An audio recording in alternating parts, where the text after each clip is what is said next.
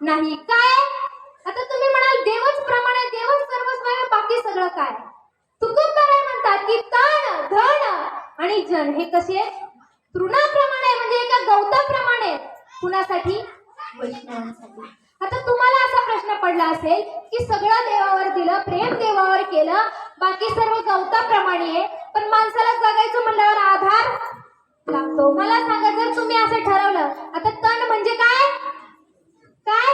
बोला जरा. जेवायचं मला माहिती, जेवलेले नाही, पण तरी सुद्धा, कारण की कीर्तनाला आल्याबरोबर आपल्याही मुखातून काहीतरी बाहेर पडलं पाहिजे. बरोबर आहे की नाही?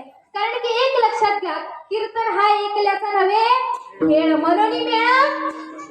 एक लक्षात घ्या, इथं आल्यानंतर मला जेवढं पुण्य आहे तेवढंच मृदंगाचार्याला आहे, तेवढंच गायनाचार्याला आहे, तेवढंच टाळ करायला आहे, आणि याच्याही पुढे जाऊन सांगते तेवढंच पुण्य कुणाला आहे? बोला बोला, कुणाला